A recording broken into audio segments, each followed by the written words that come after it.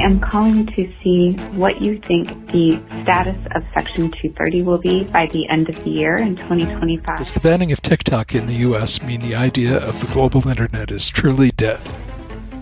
It's the Lawfare podcast. I'm Anna Hickey, Associate Editor of Communications at Lawfare, bringing you Lawfare's yearly Ask Us Anything podcast. I have a question around Bitcoin and what its regulation might look like in the future. With the Trump administration's plans for mass deportations, I'm interested in the legal basis for arresting someone for being an undocumented immigrant. What are the constitutional and statutory limitations on presidential authority to deploy military forces domestically under the Insurrection Act? Lawfare contributors answered your questions on topics like the domestic deployment of the military, the risks of AI, presidential pardons for Jan 6ers, and so much more. Hi guys, I'm Elijah, and I'm a longtime listener from the Bay Area. I find myself surrounded by a lot of people who worry about the more sci-fi sounding AI risks, and given that those risks are considered existential, do you think they fall under Lawfare's national security ambit? How seriously do you take those risks? And do you think that they are something that Lawfare will cover more in the future? Thank you. This is Kevin Frazier, Senior Research Fellow in the Constitutional Studies Program at the University of Texas at Austin and a Tarbell Fellow at Lawfare. It's important to start by defining existential risk, or as some shorthand it, X-risk. Per the Global Catastrophic Risk Management Act of 2022, an existential risk is one that has the potential for an outcome that would result in human extinction. That, of course, leaves a lot of room for interpretation. And a lot of folks have a lot of opinions about what may qualify as an X-risk under that definition. Some, for example, argue that because we will likely develop mitigatory steps to prevent climate change from leading to extinction, it does not qualify as an X-risk. Others think that's a load of hooey and interpret extinction to apply to situations less extreme than the complete annihilation of the population. That said, some commonly agreed upon sources of existential risk include bioweapons and, more generally, pandemics. A future pandemic, of course, could theoretically wipe all of us out. Another commonly agreed upon source of X risks are nuclear weapons. I don't have a lot to add there. It's pretty self-explanatory. Lawfare has long published pieces on the threats posed by bioweapons and nuclear proliferation. I think that's the case because there are clear historical examples of how and why those sources of risk could manifest and imperil humanity. Whether AI risks fall within our jurisdiction is dependent upon the nature of the risk itself. Do I think that Lawfare would publish a piece on a rogue AI turning us into paperclips? No. Do I think that Lawfare would run a podcast analyzing the militarization of AI and the possibility of significant harms? You bet. And I say so with confidence because we have and we will continue to do so. As to my own 2 cents, I'm very sympathetic to the idea that advanced AI models can cause a significant amount of harm. But I'm not sold on the idea that we're close to producing the sorts of models that can cause those X risks. So this is not the top item I'm focused on when we're thinking through how Lawfare should cover AI news. The leading stories in the next administration will likely involve 3 broad themes. First, the AI arms race between the US and China. Second, the tension between what's required to win that race and the little tech agenda as set out by A16Z and embraced by some members of the administration. And third and finally, how Congress and states respond to disinformation and political interference made worse by AI. All that's to say, stay tuned for some great AI coverage in 2025. Thank you so much for your question. Hi, this is Emily Emery.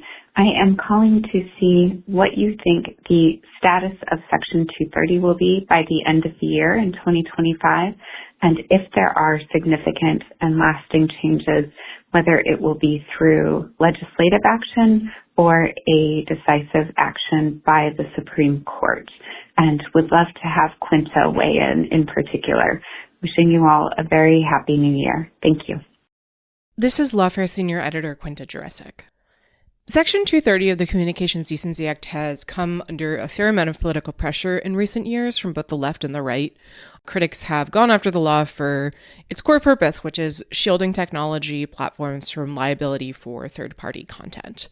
When people talk about internet policy reform, tech reform, Section 230 is often what they have in their crosshairs. And there's been a flurry of interest in reforming Section 230 in recent years, following the kind of critical turn against tech companies that really follows the 2016 election. To people who follow Section 230 closely, it's been pretty shocking because since it was passed in 1996 until about 2016, 2017, Section 230 was relatively uncontroversial among the mainstream of people who thought about tech policy and law. We did have this spurt of interest in reforming 230, which is what the question I think is referring to. To some extent, that has actually ground to a halt. I would pinpoint the place where it kind of stopped in the Supreme Court's 2023 decision in Gonzalez v. Google. Gonzalez was really this case that was kind of meant to be the big flagship case for paring back 230's liability shield. And the Supreme Court basically punted on it and saved that question for another day. And in the immediate period of time while the court was considering the case and then after that decision, things have been pretty quiet. There's also been a shift legislatively on the part of Congress to focus less on Section 230 specifically and more on legislation about child safety and on legislation regarding specific platforms. So, of course, I have in mind the TikTok ban. But I do think there's reason to think that interest in reforming Section 230 may pick up again. There's a recent case in the U.S. Court of Appeals for the Third Circuit, TikTok v. Anderson, that found platform liability for algorithmic recommendations with a very similar fact pattern to what we actually saw in Gonzalez. So I think we're kind of waiting to see where that will go.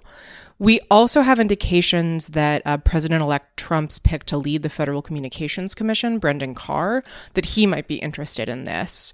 In the past, he'd indicated support in the Project 2025 write-up from the Heritage Foundation for trying to rework 230 not through legislation or litigation, but through FCC interpretation of the statute to really substantially narrow its protections. And this was something that was tried at the very end of the first Trump administration, but just never really got off the ground because there wasn't enough time.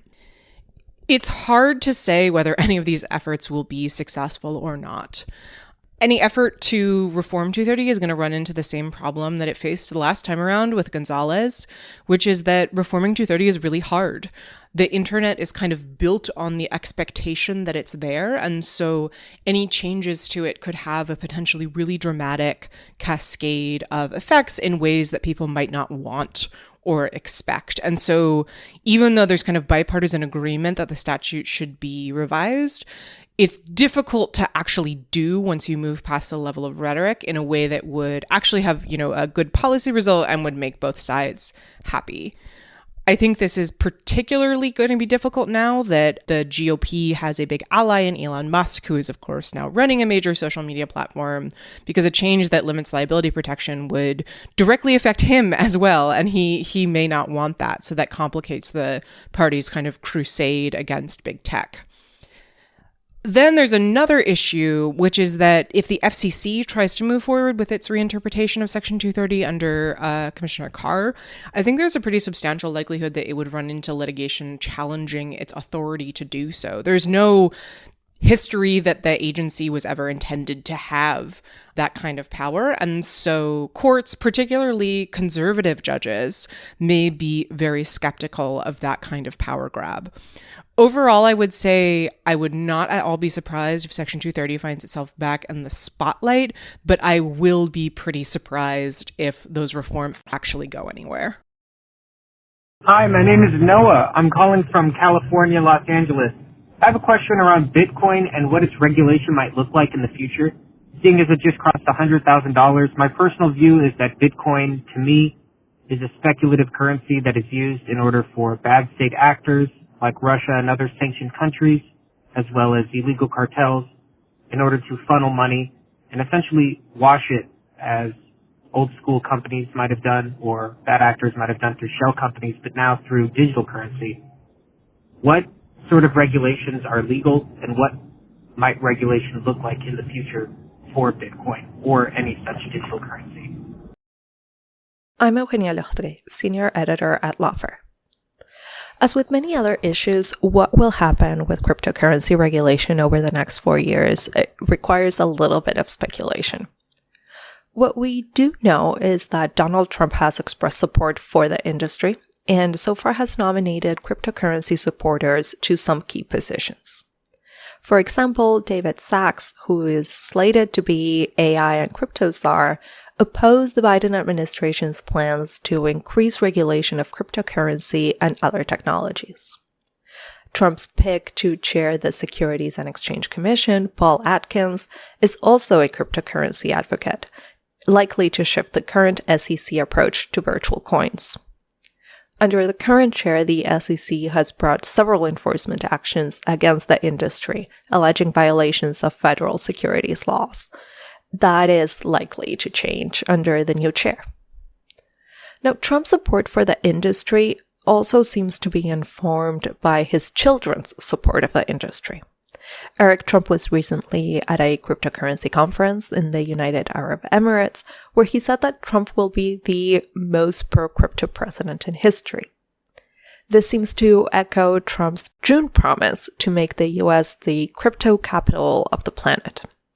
It's worth mentioning that the Trump family also has their own cryptocurrency project, so they're quite invested in the industry. Now, reporting indicates that some individual billionaires with crypto interests spent millions in support of Trump, and that industry super PACs spent about $131 million in congressional races this election cycle to help elect pro-crypto lawmakers. All of this to say that with a friendly executive, a friendly Congress, any regulation that we see is likely to be friendly to industry. Now, how far that will go remains an unknown, and it might be worth remembering that supportive winds can easily shift in politics, and it was not that long ago that Trump was himself a cryptocurrency skeptic. This is Bob Diedrich in Westchester County, New York. My question for the group is, does the banning of TikTok in the U.S. mean the idea of the global internet is truly dead, not only in countries like Russia and China, but also in the West? I'm Alan Rozenshtein, Associate Professor at the University of Minnesota Law School and Senior Editor and Research Director at Lawfare. So the TikTok ban, I think, does represent a significant moment in internet history. And I suspect also that looking back, historians will view this as the point where America officially abandoned its long-held vision of a borderless internet. But I also think that's more of a culmination than a sudden shift. The vision of a global internet was deeply rooted in America's unique position as both the internet's creator and also home to its dominant companies. And during the 1990s, particularly in the time of post-Cold War optimism, American policymakers and academics championed a kind of borderless digital world that would naturally spread American economic and cultural influence while also promoting democratic values globally. But cracks in this vision started appearing pretty early. So Jack Goldsmith and Tim Wu argued in their excellent 2006 book, Who Controls the Internet? I highly recommend reading it if you're interested in this issue. They argued that the idea of a truly borderless internet was always an illusion. Major emerging powers like China, Russia, Brazil, India, they started pushing back against American digital hegemony, asserting their own rights to regulate their digital spaces according to their own values and interests. Now, Europe further added to internet fragmentation in the early 2010s, though from a different angle. So rather than political control, what the Europeans focused on was data privacy and consumer protection, effectively creating a distinct European digital space through regulations like GDPR and data localization requirements. Now, what makes the TikTok situation noteworthy, at least in my eyes, is that it represents America adopting a perspective that it long criticized, the recognition that the internet isn't a separate borderless realm, but rather an extension of national sovereignty into the digital world. And I think this marks America's formal acknowledgement that the internet is fundamentally tied to physical geography, national interests, and state power. So in other words, while the TikTok ban may seem like the death knell for the global internet, and in some ways it certainly is, that vision has been gradually eroding for years. The ban simply represents America finally accepting what much of the world already understood, that digital spaces, like physical ones, are inherently subject to national sovereignty and regulation.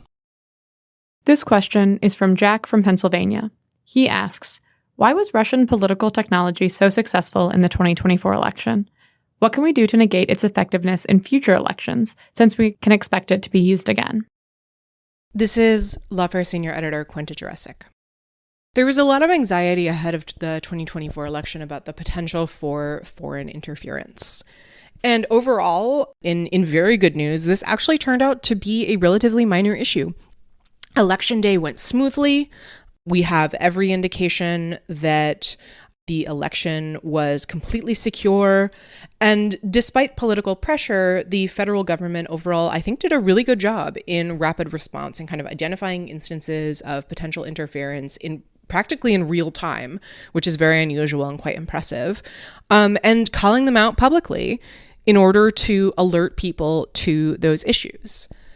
The main disruptive Russian tactic that was used this time around was a string of bomb threats to polling locations in swing states.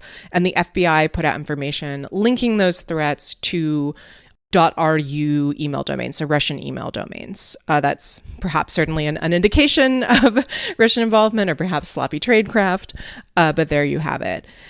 The threats caused the temporary closure of polling places, but people were able to come back to vote in many cases, I think, thanks to polling places actually extending their hours to kind of make up for that lost time.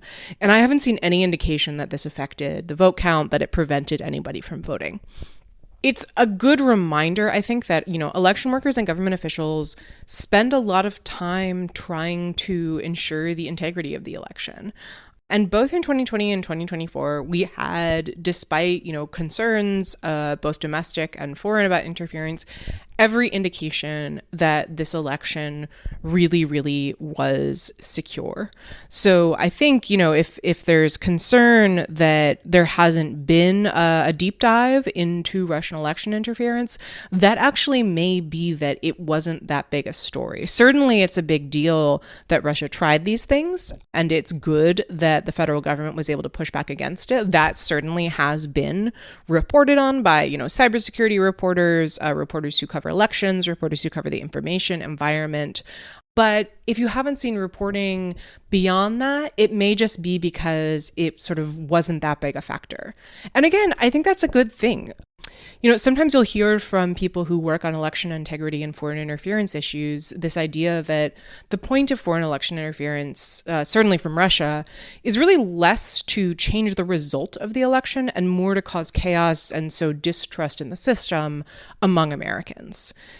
And so it's important to be able to respond to foreign interference efforts effectively, but we also need to draw a distinction between the fact that foreign interference happened and whether it actually affected the result. And part of remaining resilient to this kind of interference as a country is not allowing ourselves to confuse the two. Hi, my name is Andrew. I'm originally from Rhode Island, although currently I'm studying in Switzerland at ETH Zurich.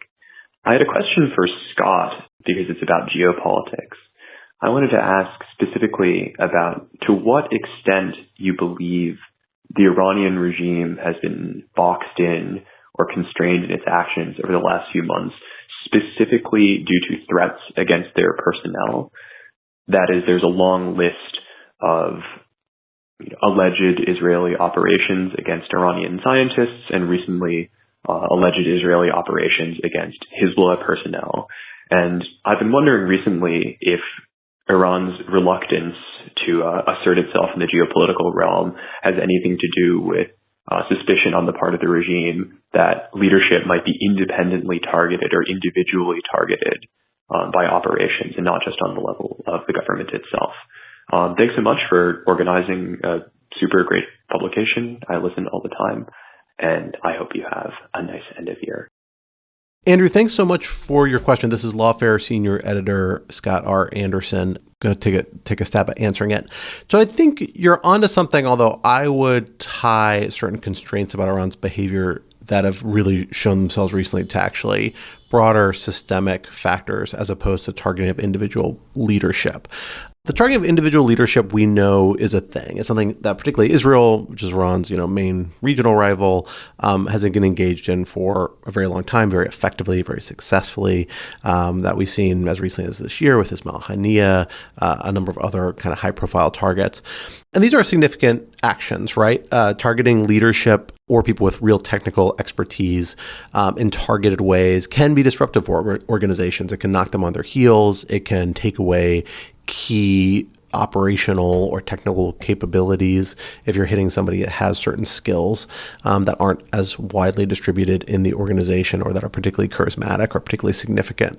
But I don't know if they do much to interrupt their operational capacity. And I sometimes think they can be a little bit of a double-edged sword because essentially you're trading the devil that you know for the devil that you don't. You're creating chaos in an organization at the same time doing something that often can ramp up hostilities or beg for some sort of response, and you're just knocking them often temporarily out of whack and inviting a more violent response. So I'm not sure these things really change the terrain on the ground. And for the Iranian leadership and figures, I think they're kind of baked in because they're not new and they haven't really done that much to deter Iran recently any more than they have over the last 30 years that Israel's been doing it pretty successfully and effectively, in my mind. And the same goes, Israel's done that much more aggressively against Hezbollah and Hamas, and same deal, neither group was really heavily deterred. But I do think that Iran in particular and a lot of other regional actors are operating in a totally different strategic environment now, and that is because of the dramatic effectiveness of Israel's military campaign against Hezbollah and to a lesser degree Hamas. This is something I was pretty skeptical about early on, in part because it seemed to simply beg a sort of response from Hezbollah. It would have a similar effect of like knocking them a little bit off kilter, but then inviting a much more serious response a little further down the road. So short-term gains in security, but trade-off with potential in the short to medium term. And I still think that could have been right, except that by undermining Hezbollah and creating a scenario where Iran was clearly pretty impotent to pose a serious military response to intervene on Hezbollah's behalf, wasn't willing to take the risk or wasn't able to in a meaningful way. The rocket volleys it sent at Israel really didn't do meaningful damage at a national level. They were serious, but not really crippling. It really revealed Iran to be a little bit of a regional paper tiger when it came to backing up these regional proxies against serious military efforts. And that led to the much more significant development, which is the collapse of the Assad regime, I think, in my mind. It indicated to rebels clearly that they were in a position where they could take military action against Assad, and you probably were not going to see the levels of Iranian intervention. And they knew from Ukraine and monitoring events there and other places around the world that Russia probably was not in a position to launch the sort of intervention that it pursued in 2015 to back and stabilize the Assad regime. And maybe perhaps also could be bargained with to some extent, as we saw some bargaining happen with the HTS-led interim administration and the Russian government over the maintenance of Russian port access, which is Russia's biggest, often seen as its biggest strategic kind of objective in the region, which is a relatively finite and limited one. All those things kind of add together to say, the real thing that's changed for Iran's strategic posture, I think, in the last few months, and is really going to have ripple effects going out, is that all of a sudden Iran doesn't have access to its proxies close to Israel, which has been its big strategic focus and a big pressure point for it for a long time. It can't get to Hezbollah and resupply them as readily because Syria is no longer an overland route and supply route and air route that it could use to do that. And so it's not able to put that sort of pressure on Israel, which is one of its big pressure valves that it's used to try and push back against the West, the United States and other allies of Israel. And, it also has lost its partner Hamas in Gaza because of the Gaza offensive there. That's not to say that they're, minimize a lot of the downsides of this for Israel and for the broader national community, including really pretty devastating humanitarian costs, particularly in the Gaza conflict, but also in Lebanon. We shouldn't overlook those. From a strategic perspective, though, Iran is in the weakest position it's been for years. And I think it's hard to say. Many Israelis will view, and I think it's probably correct to say that the offensive against Hezbollah looks right now, at least like it was a dramatic success, in part because it led to the conditions that led to the collapse of the Assad regime that dramatically changes Iran's whole regional posture. What that means moving forward, I don't know. I don't know if that redounds to urge a change in leadership within Iran, either at more the operational level or even at, larger national political leadership level. Obviously, we've seen at various points, popular resistance against the Iranian regime, but I don't know if this is going to contribute to that or not. You would have to ask a true deep Iran expert, perhaps, and I doubt even they really know. I think one thing we can expect, it means that Iran's going to double down on places that still has influence, it can work through proxies. That's like the Houthis in Yemen and with various armed groups in Iraq that are significant. And it probably will try and reestablish some sort of connections in Lebanon and Syria to the extent it can. It's just going to be a much more difficult operating environment for it because is not friendly with those actors that appear to be more or less in control there for the most part. So Iran is definitely in a totally different operating environment, much more constrained than it was just a few years ago, frankly, just a few months ago. But a lot of that is because of real strategic changes in the regional picture. I don't think the target of the leadership is the real thing to focus on. Hi, this is Dustin from Eastern North Carolina. I'd like to know, kind of ignoring political and national security considerations, what powers does the executive branch give up the moment a Guantanamo detainee enters the U.S. to be held at a detention facility near a federal courthouse? What detention considerations are exclusively under executive control at Gitmo that open up to federal court and legislative challenges once on U.S. soil? Thank you. This is Natalie Orpett. I'm the executive editor of Lawfare. This is a great question. The first thing I have to say is that for now, it's purely a hypothetical one. That's because there is legislation that's been in place since 2010, which prohibits the Defense Department from using U.S. government funds to transfer Guantanamo detainees to the United States for any reason. It's usually referred to as the travel ban. Congress passed it after the Obama administration tried to move the alleged perpetrators of 9/11 to the Southern District of New York to stand trial there. The current iteration, for anyone following along at home, is Section 1031 of the 2024 National Defense Authorization Act, the NDAA. What this means for this question is that unless that law expires or Congress changes it, there's no way to physically get any of the detainees into the United States.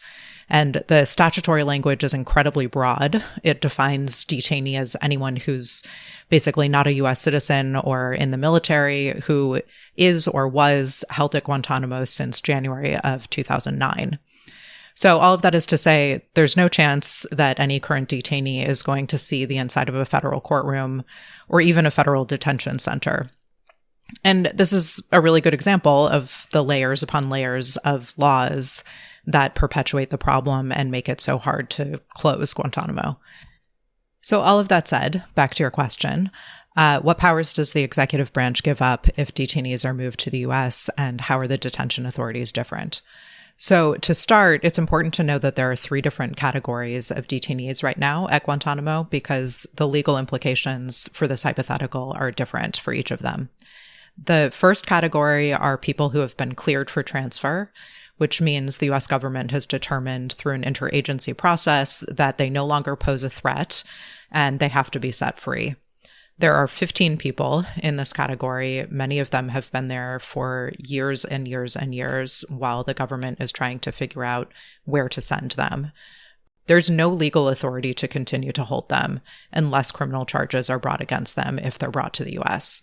So if they get onto U.S. soil, they have to be set free. The second category of detainees are people being held in law of war detention, but not criminally charged. There are 3 people in this category. And generally speaking, the government can't continue to hold them once they're on U.S. soil. That's because the 2 major sources of detention authority, the AUMF and the NDAA, only allow the military to hold them. There are already a lot of challenges to these detention authorities on various grounds in different detainees' habeas cases.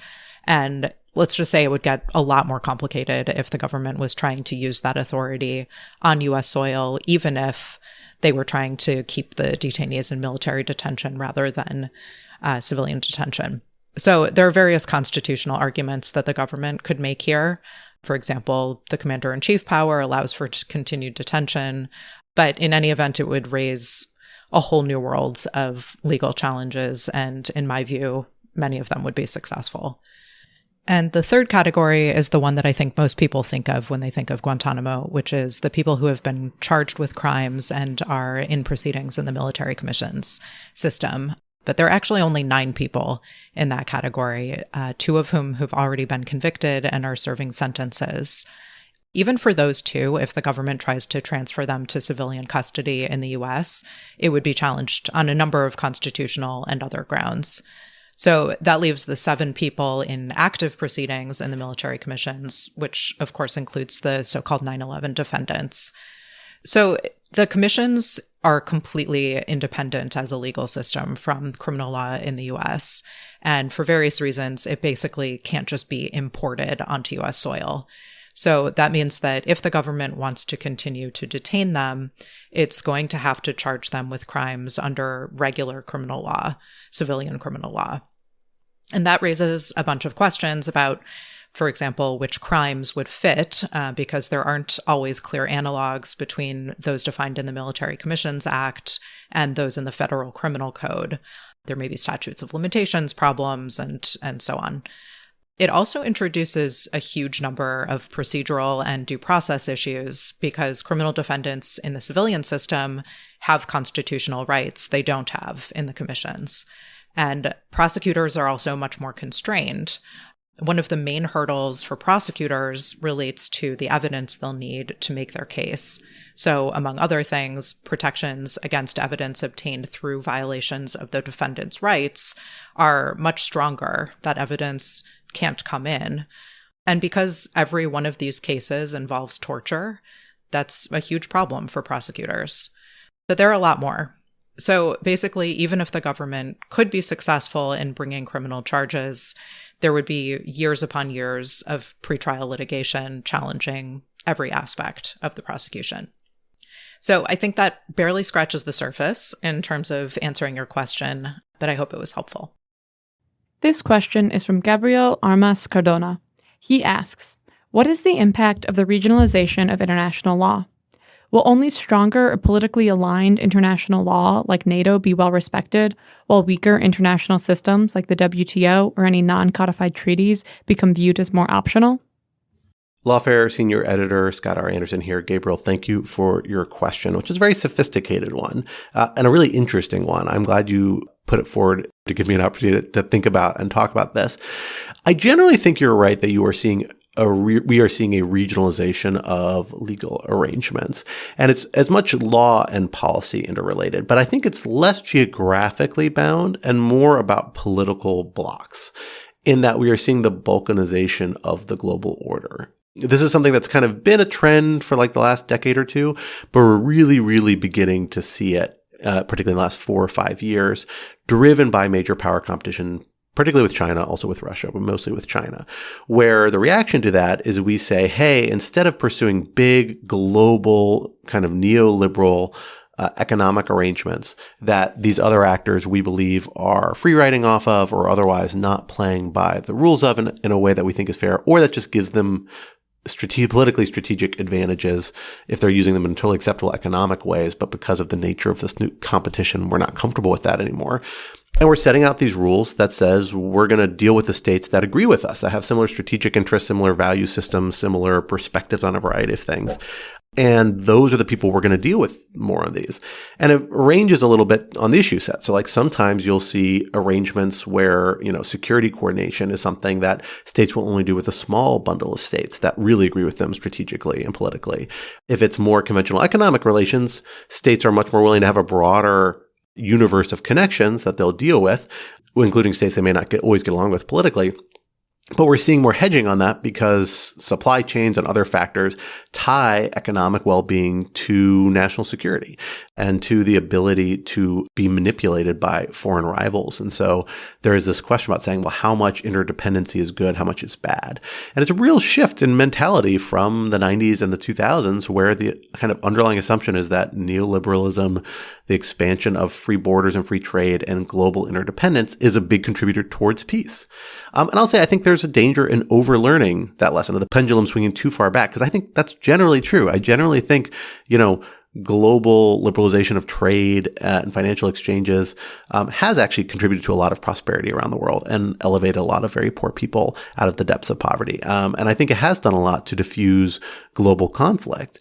That doesn't mean that there aren't downsides as well that need to be hedged and calibrated for, but we don't want to go too far in the opposite direction either. But what it ends up looking like is that you see politically aligned states increasingly having different rules because they have a different density of relations and interactions. And they're not always willing to allow other states into those spheres. Right now, those are predominantly political, strategic, and economic relationships, but they're going to get codified in treaties and other sorts of relationships. And more, I think we're going to see international agreements, and perhaps even more likely and more often, just kind of handshake, non-binding international arrangements, creating different rule systems and operational relationships within these different blocks in very different ways. And it's a product of, living in this era of global major power competition. It's similar things kind of happened during the Cold War, but we don't think of it that way because it's been so far in our past and we didn't really see a lot of the same international legal relationships in particular evolve in the same way in the Soviet bloc. But, I think that's the trend we're going, and I think you're onto something here. And it's something we're going to have to look forward to. And again, there's upsides and downsides of that. But the truth is we're just going into an era of increasingly balkanized international relations that includes international law as well. And that's the reality we're going to be navigating, I think, for the foreseeable future. Hi, this is Jerry Aguilite from Nyack, New York.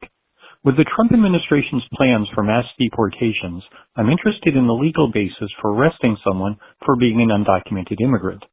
If ICE raids the home or business, what particular actions can they legally take to detain and question individuals?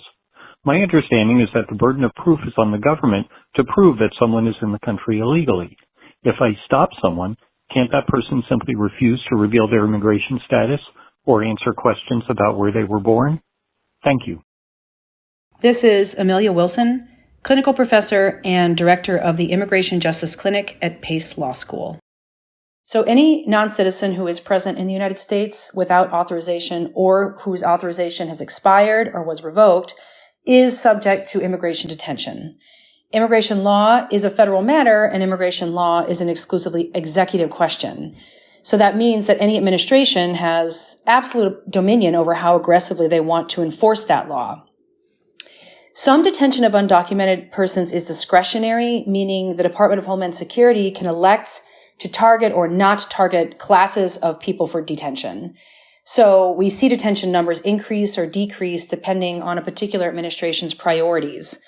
Other detention, meanwhile, is what they call mandatory and covers immigrants who have been convicted of certain crimes that are listed within the Immigration and Nationality Act. So it is really within that discretionary realm that we see the greatest fluctuation of detention numbers. Immigration officers have a wide authority to detain individuals who are suspected of being in the country without authorization, whose authorization has expired, or who have been convicted of certain crimes, also those who have a prior order of deportation. That authority is derived from federal law and empowers ICE officers to approach and question someone even upon mere suspicion that that person is not a native or citizen of the United States. To enter someone's home or business, though, the occupant or business owner's permission will suffice to enable ICE to enter and then, of course, ask anyone inside that dwelling or inside that business any question they like. However, barring permission, ICE does need a warrant to do so. We do see warrantless arrests and entries, but they do create a later opening for non-citizens to challenge that arrest or the evidence that ICE obtained during that warrantless arrest. My understanding is that the burden of proof is on the government to prove that someone is in the country illegally. If they stop someone, can't that person simply refuse to reveal their immigration status or answer questions about where they were born? So the answer is yes to both questions. Establishing what is called alienage is one of the Department of Homeland Security's only burdens of proof in the deportation process. The burden shifts to the non-citizen thereafter to prove almost each and every element of their defense moving forward. Now, a person who's been stopped and questioned by an ICE officer does not need to answer the officer's questions, and refusal to answer the officer's questions does not justify or give rise to their arrest. You can find examples of these sorts of interrogations on YouTube. They're created by activists and attorneys, and the videos were created to demonstrate how to not answer an officer's questions related to citizenship and also not face reprisals for the same. At the conclusion of these videos, you will see that the officer, unable to secure an affirmation of alienage, has to let the individual continue on their way. Hello, my name is Rob Carl. I'm calling from Vienna, Virginia. And my question is, what are the constitutional and statutory limitations on presidential authority to deploy military forces domestically under the Insurrection Act, Paz Comitatus Act, And how will these legal frameworks balance national security concerns with civil liberty protections? I ask this as an American and also as a soldier. Thank you. This question is from Thomas Merrick. He asks, it seems likely that there will be opposition to President Trump's efforts to use state National Guards or even the U.S. military to deport immigrants lacking legal status, which could potentially even result in armed conflict. What is the role of federal courts and the Supreme Court in preventing this type of armed conflict? Rob and Tom, thanks so much for your two questions. They really intersect in terms of subject matter, so I thought I'd tackle them together. This is Lawfare senior editor Scott R. Anderson. I published a piece on this earlier this year, originally published with The Unpopulist, and then republished on Lawfare, cross-post on Lawfare under the title, The Real Legal Limits on Domestic Military Deployments. So check that out for a little deeper dive in this. The long and short version of answering both your questions is essentially that, Congress has imposed certain limits on how the military can be used domestically, and the Constitution really puts it in Congress's hands to set limits or not on how it's used. The main limit is the Posse Comitatus Act, which sets up a criminal prohibition to say you can't direct U.S. military forces for various law enforcement purposes domestically without authorization from Congress or in the Constitution. But then Congress has also installed a bunch of exceptions to that in a variety of regards, a bunch of statutory authorities, including the Insurrection Act, including other statutory provisions that allow the use of military for border security, for counter-narcotics efforts. And then they've also set up a structure with the National Guard where there are authorities that DoD has at least interpreted to allow the president to request governors to voluntarily contribute troops under the gubernatorial command, meaning National Guard forces that are not in national status, to do various missions that are federally funded and kind of at federal direction, even though the chain of command technically runs through the governor. This is pretty notable because when they're under state command, unlike when they're under federal command, they're not covered by the Posse Comitatus Act, so they can do whatever they want.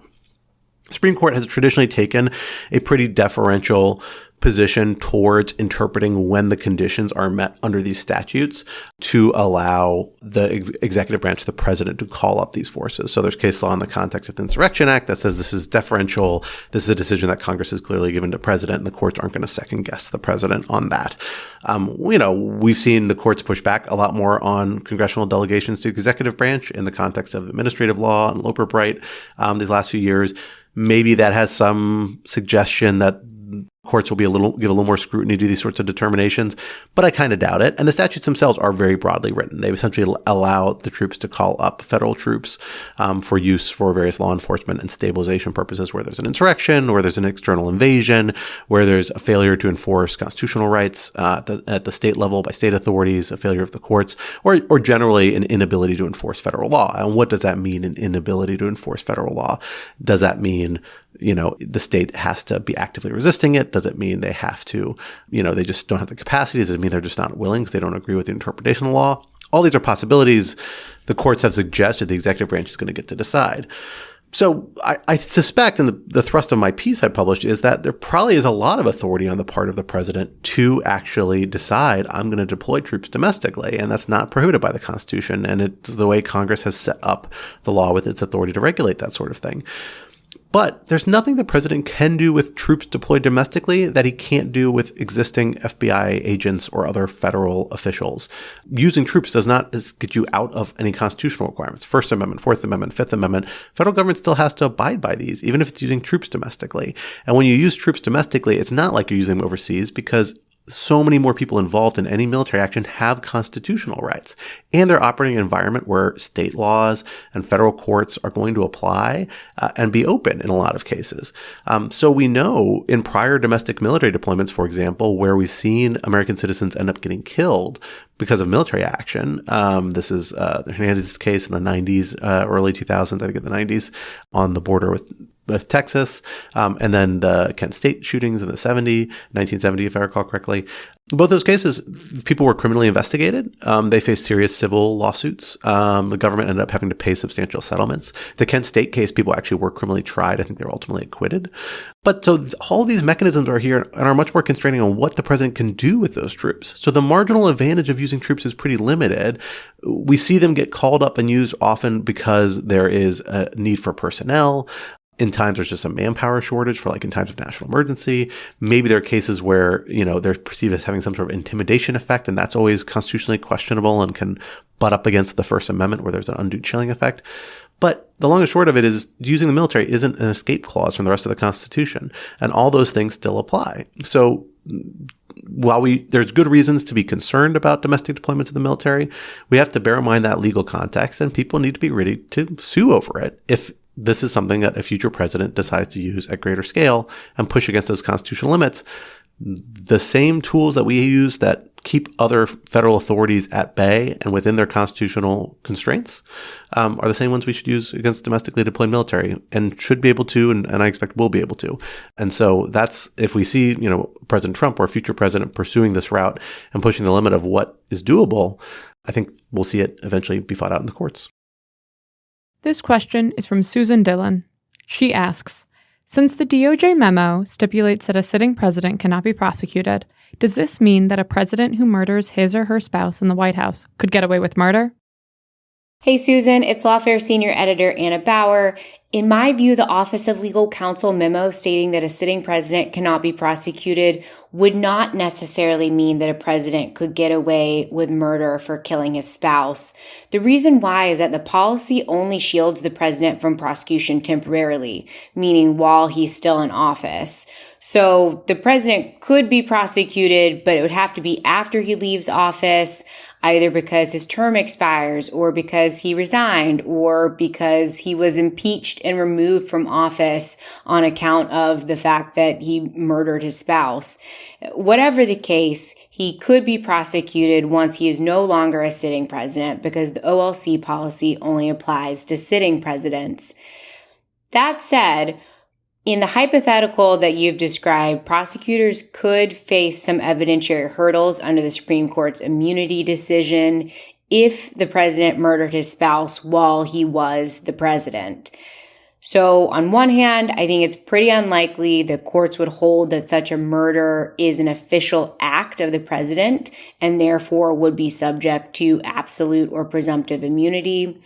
But there could be some circumstances in which the president's conduct would be immune.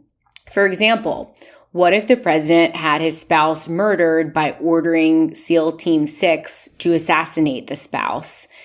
At least under some readings of the majority's opinion in the immunity case, the president may very well be immune from prosecution in that scenario because he's effectively giving an order within his official duties as commander-in-chief to SEAL Team 6 to assassinate his spouse.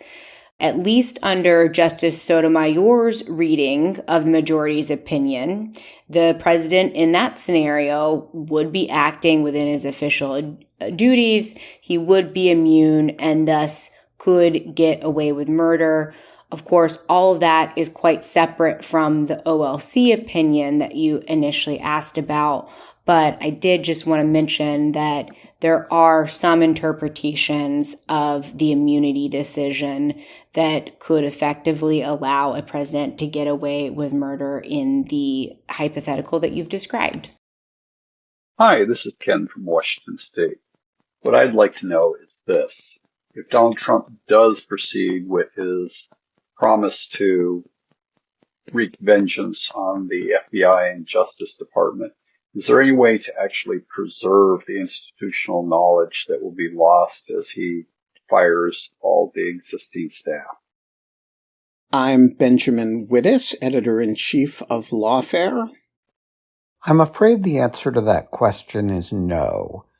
If Trump's form of revenge and attacks on the institution take the form of firing people, as the question assumes, there is no substitute for humans who've served a long time for preserving institutional memory. And one of the consequences of getting rid of a large number of people who've served a long time is that you lose a lot of institutional memory, you lose a lot of expertise, you lose a lot of knowledge about the way things are done traditionally, but that, of course, is precisely the point. Now, That, of course, raises the question of whether Trump's war on the institution will, A, take place at all, and B, if it does take place, will it take place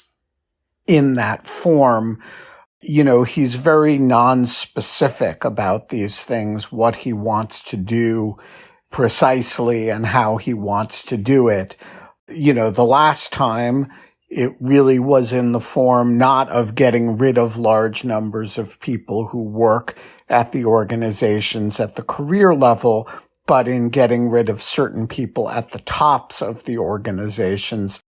That, of course, does not destroy institutional memory in the same way.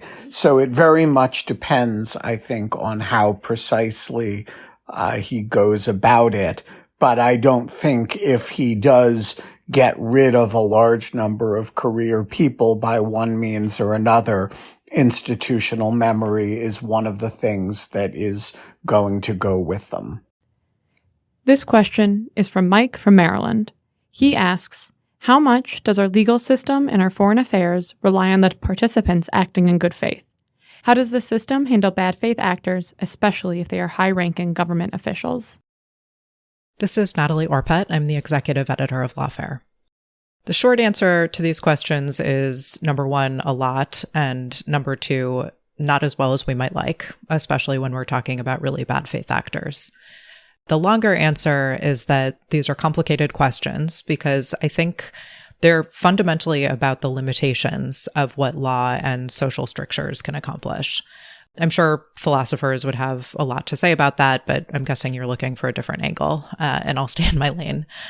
I'm just going to have to narrow the question to be able to say anything specific. So with apologies, I'm just going to focus on the legal system.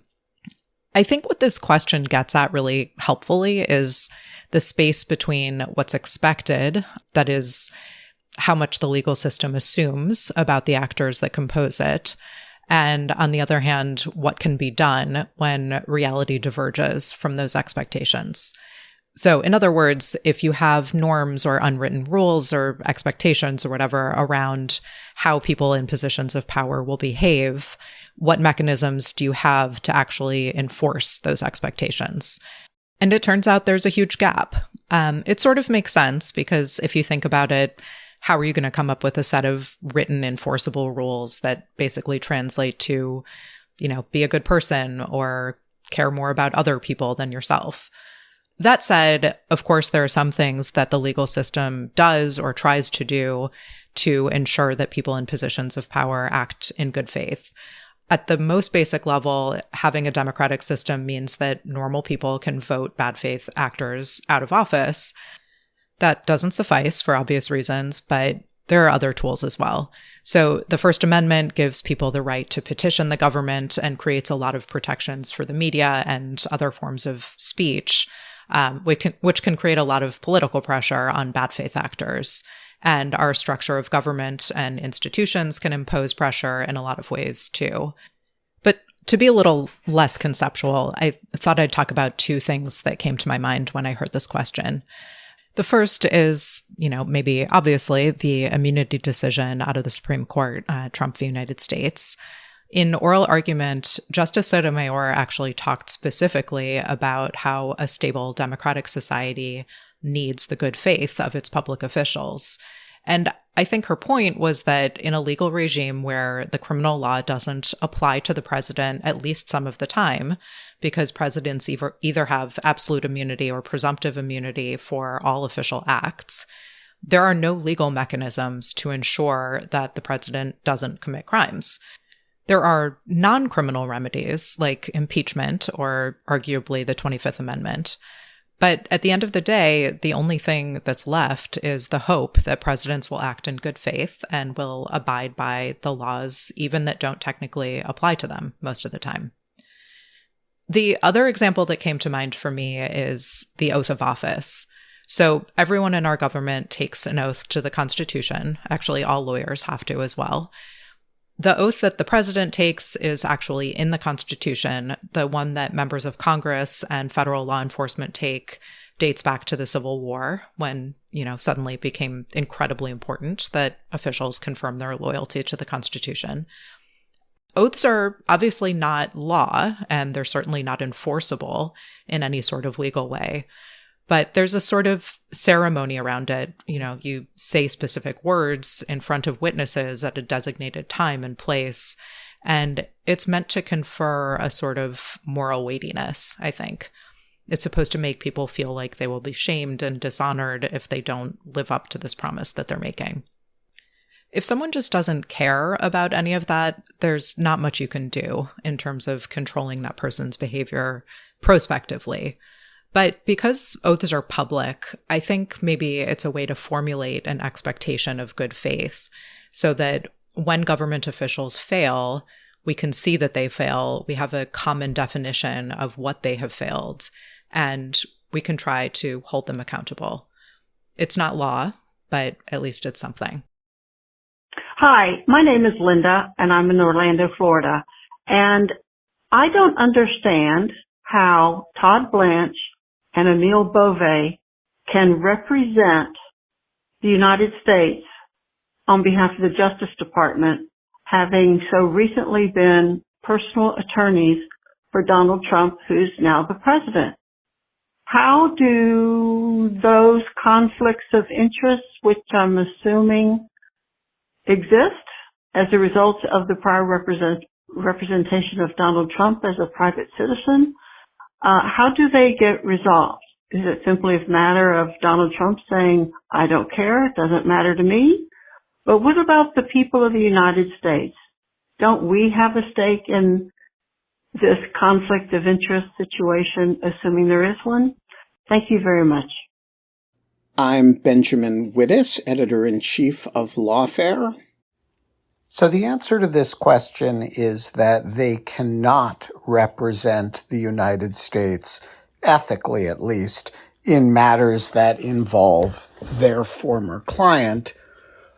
That is true, by the way, of a lot of lawyers at the Justice Department at the political level. They come in with prior client representations, and they have to recuse from the matters that they represented their clients in, as well as matters that, their prior representation may affect their judgment, or in some cases, the perception of their judgment. It's odd, of course, for those to be presidential representations, but I doubt it's unheard of. There are senior Justice Department officials who've represented other senior officials in the past, and the traditional means we have of dealing with this is recusal. Now, if they were not to recuse in situations that required it, that would raise significant ethical issues that would be handled traditionally through bar complaints. But the Justice Department's own internal mechanisms for making sure people recuse when necessary are pretty robust. The oddity of this situation, of course, is that one of the Justice Department's early decisions may, depending on how the matters progress, involve how to handle residue from Trump's own cases. And these would, of course, they would have to be recused from those, which is precisely, of course, the issue that caused Donald Trump to become infuriated with former Attorney General Jeff Sessions. But this short answer is that the mechanism to handle this sort of thing is recusal, and it is not optional, it is required. This question is from Robert Winslow.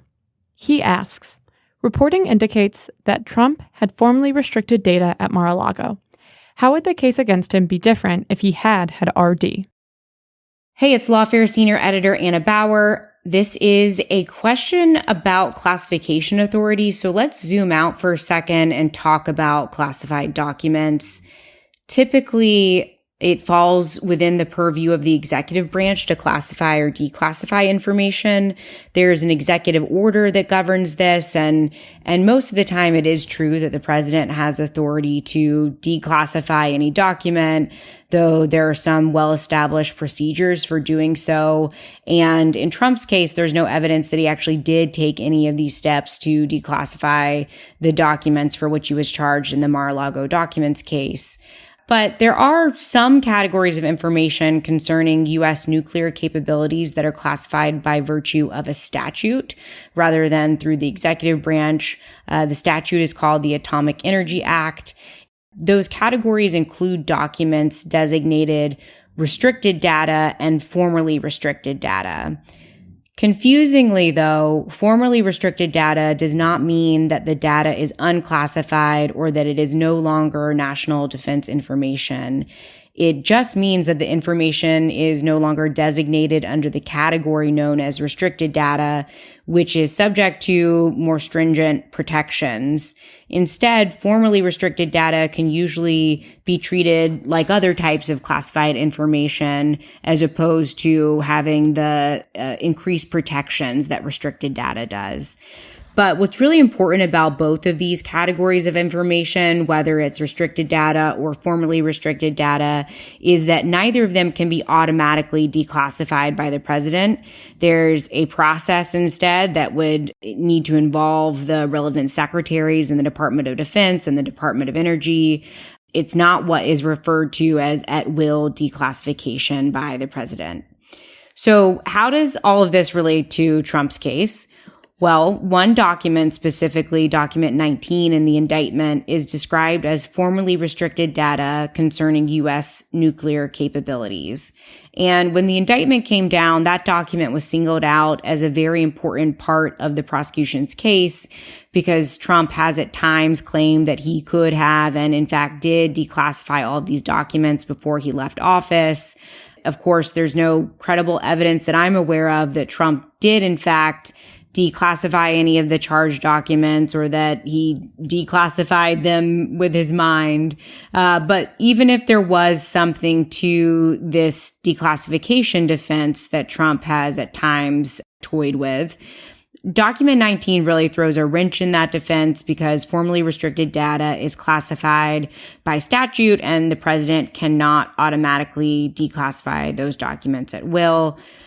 Now, I am not aware of any other significant way that the case against him might change if the document he was charged with was restricted data rather than formally restricted data. While that is a designation that means the document would have been subject to tighter protections, both restricted data and formally restricted data are not subject to automatic declassification, as I've explained. And that really seems to be what's most important about the inclusion of document 19 in the indictment. But if you are interested in this subject, I would suggest checking out a piece that Matt Tate wrote for us, and that was also on his Substack. And it goes through a lot of different documents that Trump was charged with and what the classification status was of each. And also he does a great job explaining the distinction between restricted data and formally restricted data and the importance of document 19. So certainly would check that out if you're interested in this topic. Hey, it's Kevin Shields from Seattle, Washington.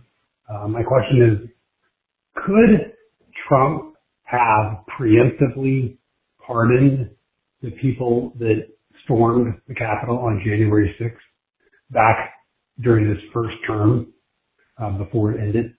Thanks. This is Roger Parloff. I'm a senior editor at Lawfare. So this raises the question of preemptive pardons, which are pardons granted before someone has been charged with any crime. I think the answer is probably yes. I think most people would say it has based on historical examples, but it's never been tested. So most pardons are granted after both conviction and sentence. We do have a few examples otherwise. For instance, Sheriff Joe Arpaio was pardoned after conviction but before sentence. And of course, President Biden just pardoned his son Hunter after convictions but before sentence as well. There was one case we know of a pardon after a charge but before even conviction. At least one case, that was George H.W. Bush pardoning Caspar Weinberger, who had been a defense secretary, that related to his testimony before relating to Iran-Contra. Then we've had a few historical examples of pure preemptive pardons. The famous one is President Ford, Gerald Ford, pardoning President Richard Nixon in 1974. So Nixon had not yet been charged with anything. Similarly, George Washington pardoned a great number of people who participated collectively in the Whiskey Rebellion before they had been charged with anything. President Jimmy Carter pardoned Vietnam War draft dodgers. There might have been 50 to 100,000 who fled to other countries like Canada. And then again, more recently, President Biden pardoned his son Hunter much more broadly than just the charges that had been brought against him in the two cases. He pardoned him for anything that might have happened over the past 11 years. That one's controversial. So now it could be that we will finally get some clarity on this question, because it's conceivable that somebody will try to charge Hunter Biden again for something new. And in that case, Hunter Biden would produce his pardon to the court, say you have to dismiss, and the court would rule and say, is a preemptive pardon, or at least that preemptive pardon, valid, and that could be appealed. That would be the first time in 200 years we'd have judicial guidance on this. As far as why Trump didn't pardon the January 6th defendants before they were charged, I think I have a pretty good idea. It's just a hypothesis. But at that time, he was impeached on January 13th by the House, and he had not yet, the Senate had not yet voted, and it wouldn't yet vote until February 13th. So his stance at the time was that he was opposed to what had happened. And in fact, he gave a speech on the afternoon of January 13th after his impeachment. And he said, "There is never a justification for violence, no excuses, no exceptions. America is a nation of laws. Those who engaged in the attacks last week will be brought to justice." So that was his stance at the time. So I think that's why he did not want to be seen to be granting preemptive pardons, but I think he could have. This question is from Andy from Los Angeles. He asks, is there any chance that Trump will be prosecuted either at the state or federal level for his role in the fake electors' plots? This is Lawfare senior editor Quinta Jurecic. Trump actually already has faced criminal charges over the fake electors scheme, although the question of whether those charges have been successful is a very different story. In the federal indictment, the January 6th case brought by special counsel Jack Smith, the conspiracy that Smith is alleging that Trump was involved in actually involves the fake electors scheme as part of a kind of a broader set of efforts that Smith sets out to overturn the 2020 election. In particular, the fake electors scheme is really crucial to the efforts that Smith describes and that you see described in the January 6th committee report to pressure Mike Pence into blocking the counting of the electoral vote.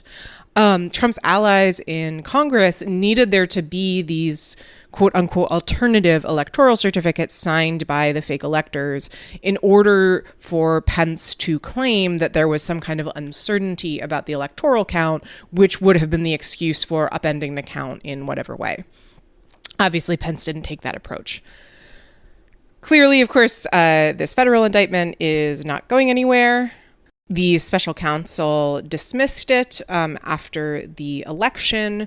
There is kind of a possibility hinted at that they might try to pick it back up after Trump leaves office, but I think that's so far in the future that it's kind of difficult to think about, and the likelihood is pretty slim.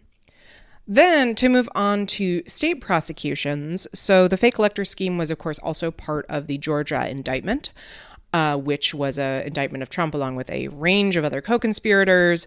That case is, of course, also on ice given Trump's election. It's also facing some other questions. As I'm recording this, the Georgia Court of Appeals has just disqualified Fulton County DA Fani Willis from overseeing the case, which could potentially really put the nail in the coffin. So I think we can sort of write Georgia off for the moment. Then there are other prosecutions at the state level of those involved in fake elector schemes. Right now, there are 4: Michigan, Arizona, Nevada, and Wisconsin. In Michigan and Arizona, Trump has either been outright named as an unindicted co-conspirator, or he is there's an unindicted co-conspirator listed that is clearly referring to Trump. It's a little unclear what's going to happen with those cases going forward. There's no indication that state prosecutors are planning to drop those prosecutions into the other defendants, who, of course, aren't shielded by the presidency. But it's hard to imagine that a prosecutor would want to bring additional charges against Trump at the state level while he's in office, given all the problems that would come up regarding presidential immunity from prosecution, especially after the Supreme Court's immunity decision. So I would also put this in the category of maybe we might see some kind of charge against Trump after he leaves office in 2029. That very well, I would expect, would potentially run into problems with the statute of limitations. So overall, this is, again, in the category of probably not going anywhere. It might, but don't hold your breath. This question is from Robert Winslow. He asks, is offering to pardon an insurrectionist abetting them?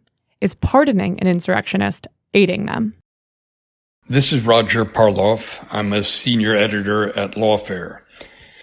The question has 2 parts. So the first part I'm going to reword a little bit. Is offering a pardon to an insurrectionist after the insurrection has occurred abetting them? And the answer is no. To aid and abet, you need to help somebody commit a crime and have the same intent as the person committing the crime has. So merely offering a pardon after the fact won't do it. Now, slightly changing the question, is offering somebody a pardon before the insurrection, if they will commit an insurrection on your behalf, is that abetting insurrection? I think it is. If you're saying, I'll grant you a pardon if you'll commit an insurrection on my behalf, yes, that's aiding and abetting. The problem is that to do that, you probably have to be president. And if you are president, you're protected by at least presumptive immunity as of July 1st. By the Supreme Court's ruling in Trump versus United States. And there are certain powers for which presidents have absolute immunity, and those are called his preclusive and conclusive powers, and one of those is the pardon power. So there's a lot about pardons that we just can't look into anymore, assuming we ever could have before Trump versus United States. And this would certainly be the ultimate test case where a president is authorizing a new crime, whether that is even protected by absolute immunity. That one I just don't know if even the Trump versus United States majority would go that far. Another permutation of the question might be, suppose somebody commits insurrection on the president's behalf and is arrested, and the president gets antsy that the person is going to implicate the president, is going to rat him out, basically. Can the president sort of dangle a pardon before him to keep him silent? And is that obstruction of justice? That's the issue that was discussed a lot during Trump's first term, that when there were suspicions by some that he was dangling pardons to Michael Cohen, for instance, to keep him from talking about the hush money arrangement, or to perhaps his campaign manager, Paul Manafort, to keep him from telling prosecutors something worse about Trump. That too has never been resolved, whether that sort of obstruction of justice is protected or not. It seems that, again, after Trump versus United States, it's hard to make even that argument anymore, that would be obstruction of justice. The other half of the question was, I think the simpler part, is pardoning an insurrection, aiding them? No. Pardoning somebody after the fact is clearly protected. That's sort of what the pardon power is all about. You can show arbitrary mercy. You can use that for good or for bad, and that's protected. Thank you very much. The Lawfare podcast is produced in cooperation with the Brookings Institution. You can get ad-free versions of this and other Lawfare podcasts by becoming a Lawfare material supporter through our website, lawfaremedia.org/support. You'll also get access to special events and other content available only to our supporters. Please rate and review us wherever you get your podcasts. Look out for our other podcasts, including Rational Security, Chatter, Allies, and The Aftermath, our latest Lawfare Presents podcast series on the government's response to January 6th. Check out our written work at lawfaremedia.org. The podcast is edited by Jen Patja. Our theme song is from Alibi Music. As always, thank you for listening.